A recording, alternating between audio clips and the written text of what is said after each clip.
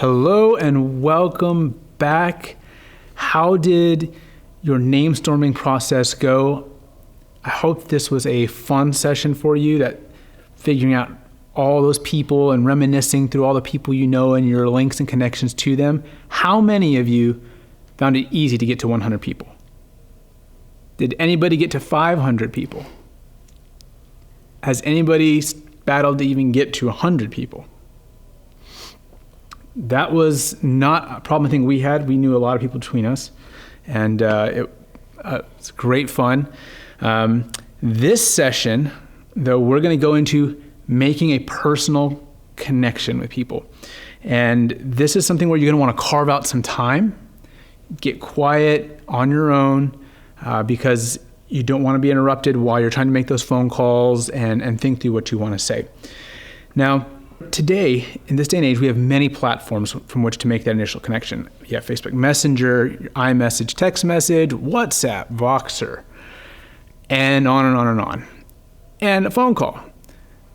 So it's really important to figure out and evaluate what each contact is going to be most prone to want to use. Some people are going to want to use one of those texting platforms. Some are going to want the phone call. For Fee and I, we've definitely found that the most direct platform is usually the best, and that has almost always been a phone call.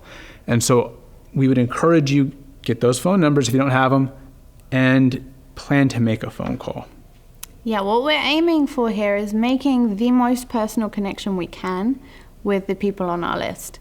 And to have a really personal connection, we want to usually see someone's face and or hear their voice.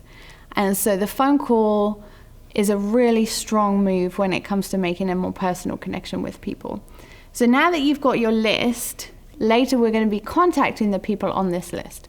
And before you contact somebody, before you pick up the phone to make that initial connection with them, we want to encourage you, it's great to have some kind of script or guideline prepared for yourself, so you don't get on the phone and then spend time chatting about other things or kind of trying to find the right words to say to explain what you're doing and what it is you're looking for. If you can have something prepared ahead of time and you've already worked out what you want to say in a very short, concise, clear period of time, you are much more likely to be successful on the phone and actually deliver what you want to say and enable the person to respond than potentially being in a situation where you talk and you go round and round and round, chatting with the person, and then all of a sudden they have to leave and you've not had an opportunity to actually share with them about your trip and your fundraising goals.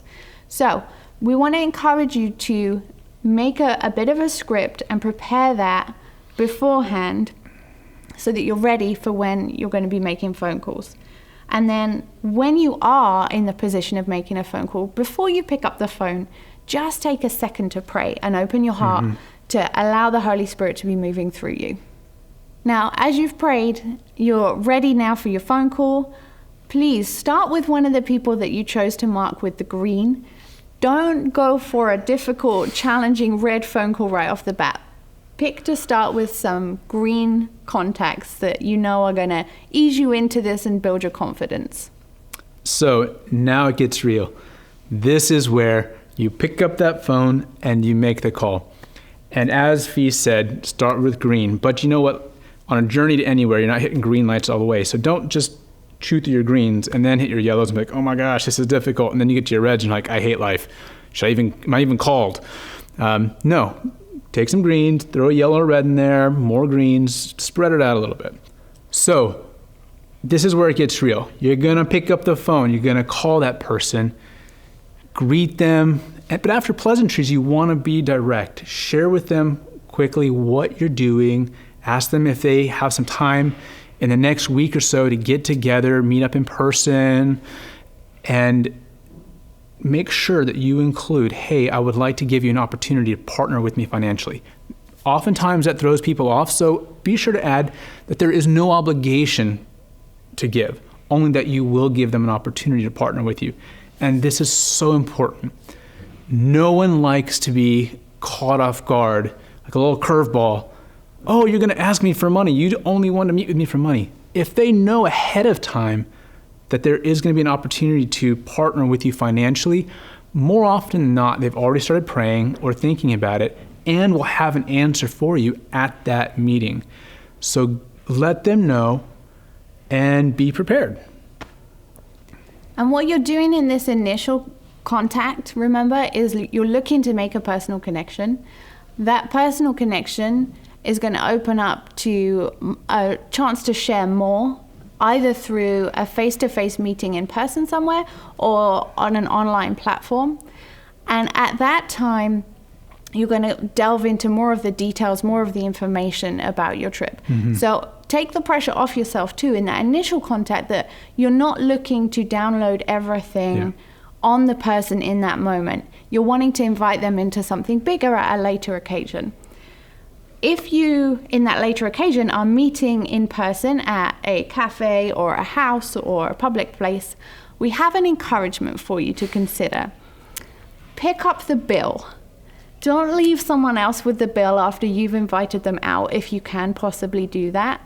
And if you are in a position where you really don't feel like you can, make sure you're inviting them somewhere that is affordable, or to a public place or a house where there isn't the costs involved. But definitely be prepared to consider that when you're inviting people to a meeting face to face. If you're online, obviously it's a completely different story. And when it comes to your meetings, here's another time we're going to say be really organized. Make sure you've got a calendar. Make sure you get full addresses for meeting places. You record all that information. You get your times written down. If you're video calling people and they're in different time zones, be sure that you're the one who works out what time you need to be online, and make that life really easy for your friend and your connection.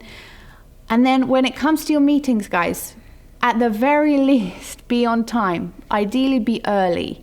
Be there ready, be there prepared. Make sure you know exactly what you're doing. And don't leave it to somebody else to kind of pick up your slack in that respect. So, troubleshooting.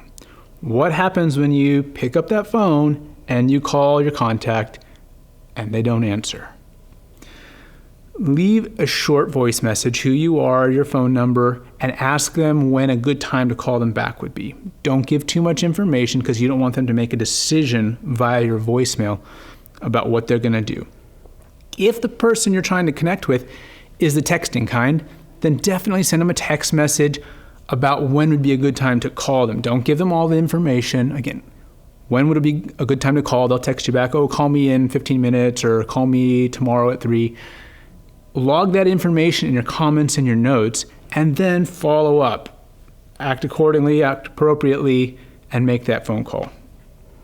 Okay, guys, so this is a meaty session. There's a lot of bits and pieces to making a personal connection. And as you walk through it, you'll kind of develop a rhythm, but be organized, be prepared. And with that, homework time. Prepare yourself, your outline, your script of what you're going to be using to initially reach out to the people you've got on your list.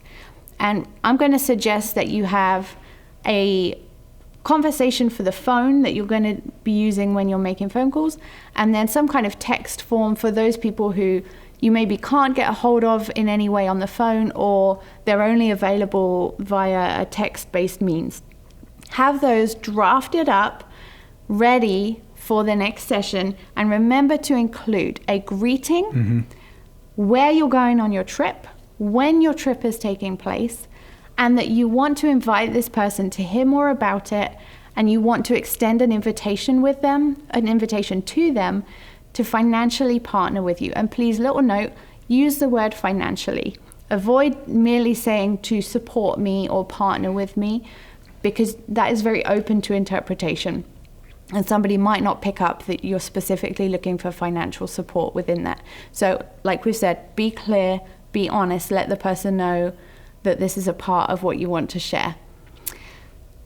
Next session, we're going to come back together again, and we are going to be talking about the process of making an ask. So we'll see you back here for that. See you next session.